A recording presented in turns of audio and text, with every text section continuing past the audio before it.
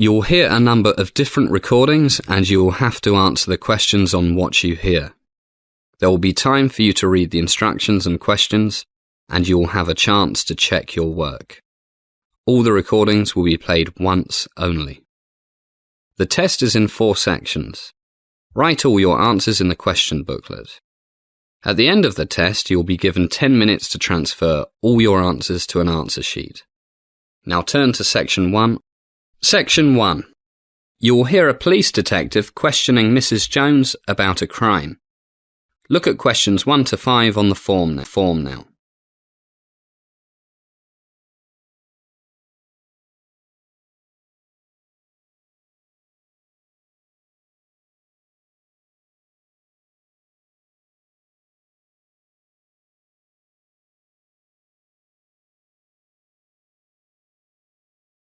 You'll see that an example has been done for you.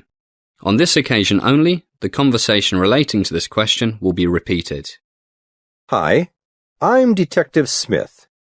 I can see you are upset, but I must ask you a few questions about the robbery. Yes, I understand. I'll try to control myself. It was so sudden. Now we shall begin. You should answer the questions as you listen because you will not hear the recording a second time. First, you have another chance to look at questions 1 to 5. Listen carefully and answer questions 1 to 5. Hi, I'm Detective Smith. I can see you are upset, but I must ask you a few questions about the robbery. Yes, I understand. I'll try to control myself. It was so sudden. I understand.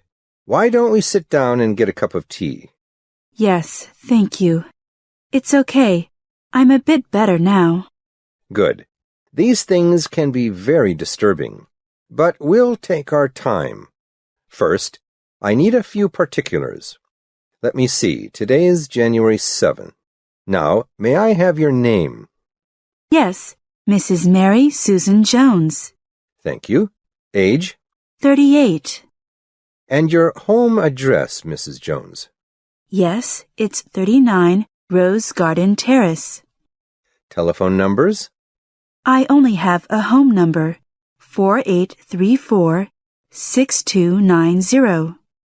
Okay. I only came out to buy some milk. I never dreamed... Yes. Now, try to relax. What time did you come into the shop, Mrs. Jones? It was exactly 11:15. I looked at my watch just before coming into the shop. I was worried I might not get home in time to make my husband's lunch. Look at questions 6 to 10.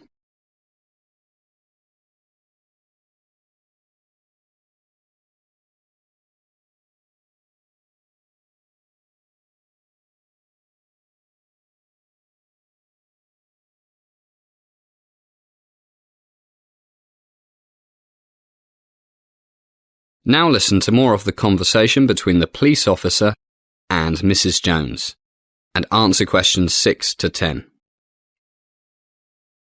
And before you entered the shop, can you remember seeing anything unusual? No, but as soon as I came in, this man walked out very quickly, nearly pushed me over. Then I saw poor Williams, the owner. I'm so glad he's not badly hurt. No, just a bump on the head. Now, this man you saw, could you say how tall he was? Well, I only came up to his shoulder, and I'm 5'4", so he must be about, I don't know, 6 feet. And you're not wearing high-heeled shoes? So yes, that's about right. But we have to use the metric system now, so that makes him about 180 centimeters. Did you see his face? Not really. I didn't look up. I was so annoyed. But I do know he was wearing a black hat. I saw it as he was walking out of the door. One of those things cowboys wear. Did you notice what color hair he had? I didn't really see it, what with his hat, and me trying to keep my balance. What about the rest of his clothes? He had a jacket on. I think it was dark blue. No, gray. Oh dear. I can't really say for sure. It all happened so quickly. Oh, but I do know he was wearing those big basketball shoes, red and white ones, like so many young men wear nowadays. What about his trousers? His trousers. Gray? Oh dear. I can't really say. I just know they were dark. Was he fat, thin, average? Very thin, skinny. That's very useful information, Mrs. Jones. With a bit of luck, he's still around, but I expect he's got off the streets by now. I do hope you catch him. It's terrible. That is the end of section 1. You now have some time to check your answers.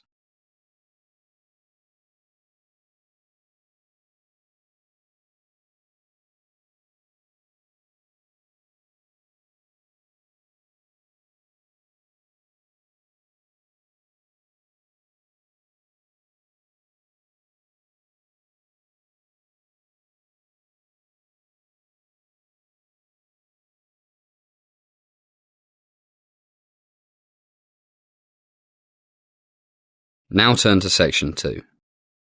Section 2. You're going to hear an introduction to Big Town University's resources by the Head of Student Services. First look at questions 11 to 15.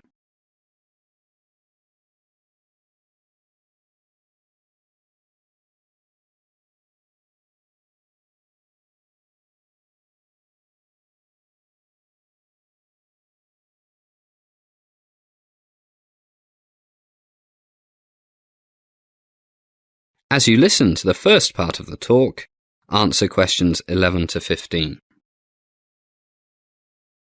Good morning, everybody. It's great to see you all here, and welcome to Big Town University. My name is Robert Black, and I'm the head of Student Services. Today, it's my pleasure to introduce you to our university's many resources, especially those that are concerned with student welfare, rather than academic resources and research facilities. So I'll start with my department, Student Services. Our offices are all in the Students' Union building, which I'm sure you have already discovered, because that's where the student bar and cafeteria are. Basically, our job is to help you stay well, mentally and physically. Then you can better enjoy your life here, and even study sometimes. To do this, we offer a variety of services. One is our student counseling service. For many of you, it's the first time you've away from home. This can take a while to adjust to for some people, and some of you will fall in love, and then your girlfriend or boyfriend will run off with your best friend. Some people look at this philosophically and say, who cares, there are plenty of fish in the sea, and then get on with life. But a few will think it's the end of the world and get depressed.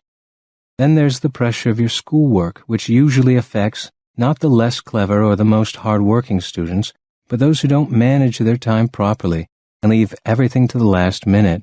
So, for these and various other reasons, some people find themselves in a depression, severe clinical depression in the worst cases. Now, it's very common for people suffering from depression to be reluctant to seek professional help. I must stress, if you find yourself in a depression that doesn't get better simply by talking it over with good friends or your parents, please come to see one of our professional counselors. They have a lot of experience in helping people get through depressions. As with all our offices, they are open during normal office hours. That's 9 to 5. But in cases of emergency, one of them is on call 24 hours a day. You can see the Student Services emergency number on the first page of your student handbook. Now look at questions 17 to 20.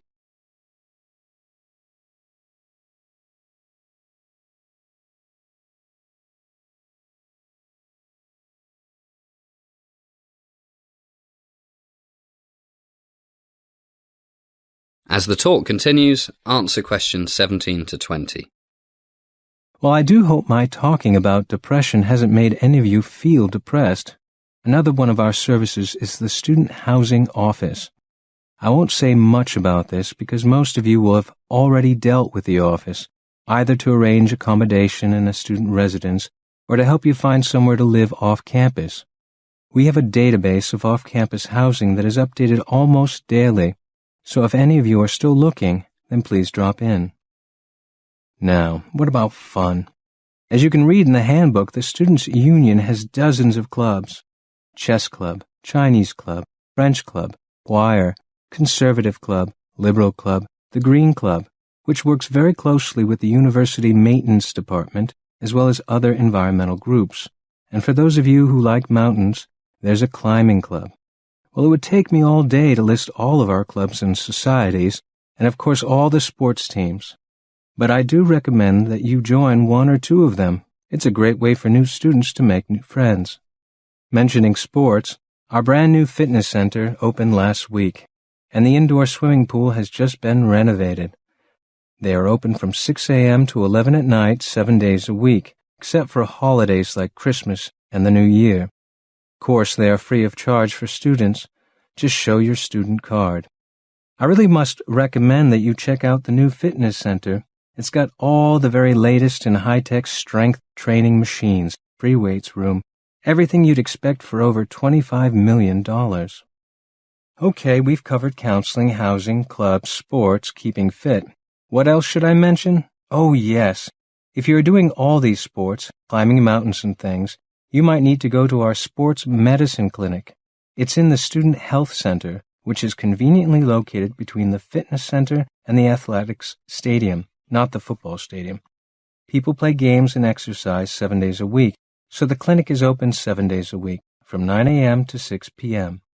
The regular medical services in the Student Health Center are open from 8 a.m. to 9 p.m., although there's always a nurse on duty for emergencies.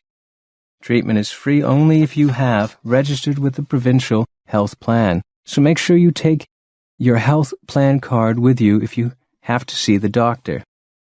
Well, I think I've covered enough for now. I won't talk about the library or the teaching facilities, because you'll soon learn everything you need to learn when classes start on Monday.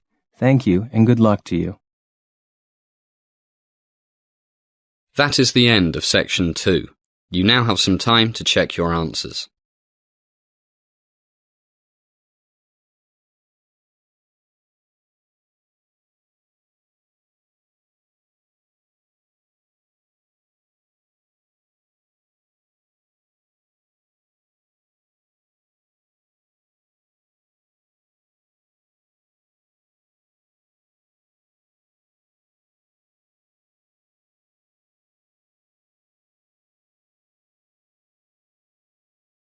Now turn to Section 3. Section 3. You're going to hear a conversation between Dick and Sue, who are two college students. They are talking about the history of flight. First, listen to the first part of the conversation and answer questions 21 to 25. You now have some time to read questions 21 to 25.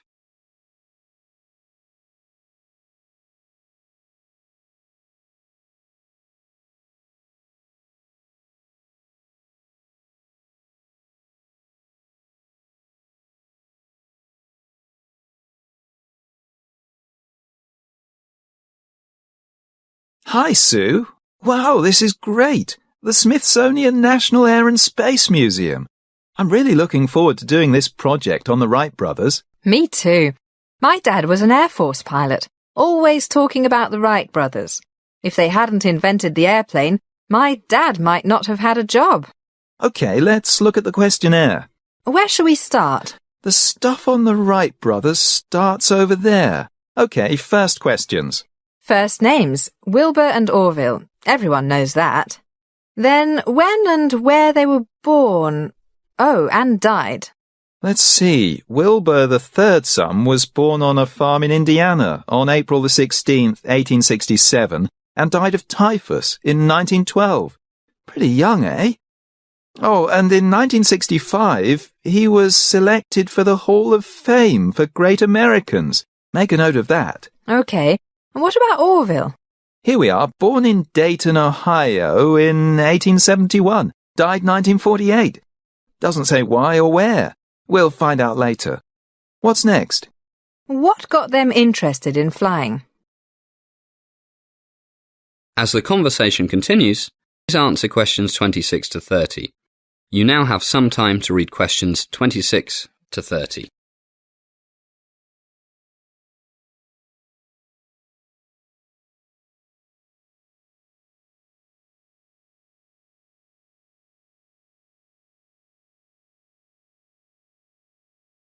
It says here that their dad used to buy them lots of toys, and one was like a helicopter.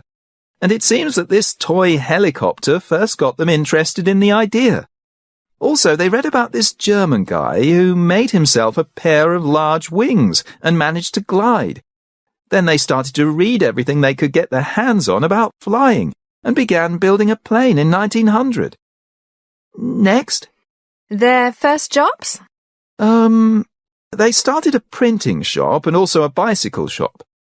I guess they both needed some knowledge of mechanics. It helps if you want to make the world's first airplane. I suppose so. Anything else? Yeah. Okay, and now the big question. When did they first fly their airplane? Well, they made a glider and flew it in 1902. But the one that made them famous was, I'll read it to you, the first ever heavier-than-air manned-powered flight in 1903. Got the exact date there? No, just the year. We can easily find it later. Hey, but listen to this. Government bureaucrats thought they were crazy, and some engineers thought that if two bicycle mechanics could build a successful airplane, they could do it too. Hey, you write down the answers now. Let me have a read. Here's the day they first tried to fly it. Monday, December the 14th, 1903. They tossed a coin and decided that Wilbur would take the first turn as pilot. And the plane weighed 600 pounds. He started off but turned the rudder too sharply and the left wing hit the hillside. So they repaired it and Orville tried again on Thursday, December the 17th, 1903. So that was the big day. Yeah. The flight wasn't much, 12 seconds, 120 feet. I'll read what it says. But it was the first controlled, sustained flight in a heavier-than-air craft, one of the great moments of the century. And on their third flight that day, Wilbur flew 852 feet in 59 seconds. Okay, time for a coffee. That is the end of section 3. You now have half a minute to check your answers.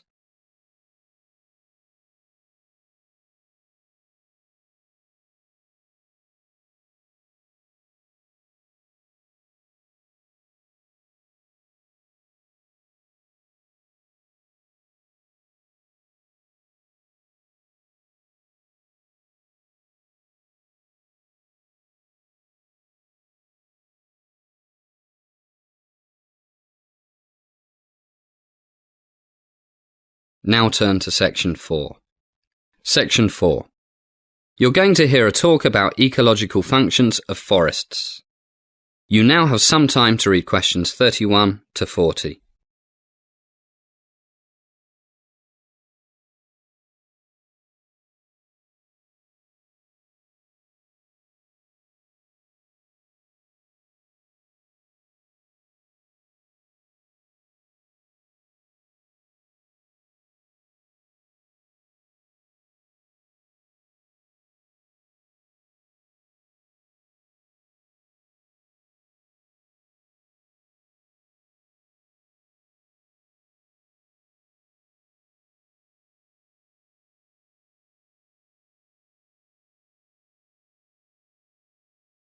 Good morning, ladies and gentlemen.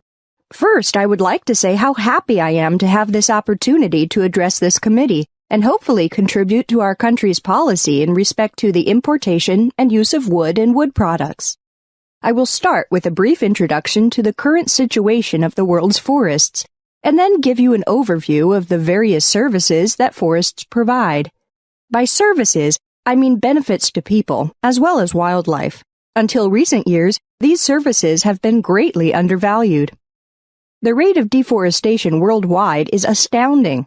The Rainforest Action Network estimated in 1999 that 2.4 acres, that's 1 hectare, about the size of 2 football fields, was being lost, not every day or every hour, but every second.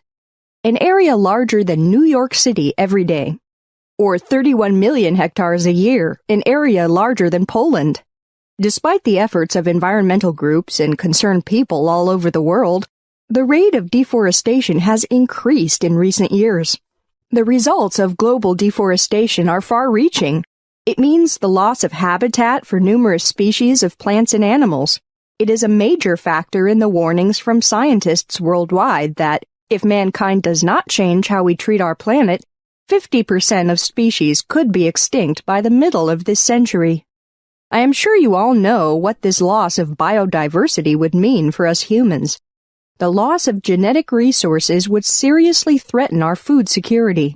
For example, to maintain resistance to pests and diseases, our major cereal crops, rice, corn, and wheat, need to have genes introduced from wild relatives every few years. And who knows what new medicines we would be losing, especially with the destruction of tropical forests, which, like coral reefs and wetlands, are especially rich in biodiversity. And then there's global warming, a problem that threatens the very existence of civilization, but one which, with the exception of some northern European countries, is not treated with the urgency it deserves. Forests are important carbon sinks, taking in atmospheric carbon dioxide and storing it in their wood and the soil. Moreover, they are mostly destroyed by logging and fire. Burning releases carbon dioxide, and decaying vegetation releases methane into the atmosphere. These are both major greenhouse gases. It is estimated that 1/3 of the increasing levels of carbon dioxide and methane in the atmosphere come from deforestation. In addition, healthy forests and the soil under them that they protect store water when it rains and slowly release it during dry seasons. Take away the trees and you have floods in the rainy season and drought in the dry season. We have seen more and more of this in recent years in Haiti, Indonesia, China. Look at this year's devastating floods in Bangladesh due to rapid deforestation in the Himalayas and many other countries. I have mentioned protecting the soil. Most of the landslides that killed hundreds of people and destroyed thousands of houses during the hurricane that hit Haiti this year would probably not have happened if virtually all of Haiti's forests had not been cut down for fuel. Another important ecological function of forests is their role in the hydrological cycle. Rain falls. Some of the water moves through the soil to feed streams and rivers. The rest evaporates into the air, providing moisture for clouds and rain hundreds of kilometers downwind. Break this cycle and the people downwind have less rain for agriculture and other uses, and the people downstream face a greater risk of floods. This effect is now seen very clearly in the Amazon, Central Africa, and elsewhere. And we must not forget coral. Coral reefs are essential habitat for countless thousands of fish and other marine species. Over 50% of these important parts, important economically, not just beautiful things to look at, of the marine ecosystem are now damaged. The main reasons are warmer seawater, chemical pollution, and dynamite fishing, but eroded soil from deforested land that runs into the sea is another. Corals need clean water to survive. Without this, they die. So does the marine life that depends on them, and the fishermen end up with no fish and no income. And we must not forget the many millions of people who depend on healthy forests for their living. Many of these people, tribes in the Amazon for example, have lived in harmony with the forests for thousands of years. When their jungle home is destroyed, they all too often end up as marginal people in the slums of big cities. And for us rich people, the forest environment provides us with wonderful opportunities for ecotourism, hiking, camping, bird watching, and other outdoor activities. Before we stop for coffee, I would say just one more thing. Many studies by environmental economists show that the free ecological services provided by a tree in an intact forest, reliable water supply, climate moderation, etc., are worth 20 to several hundred times as much as the wood when it is cut down for timber. That is the end of section 4. You now have some time to check your answers.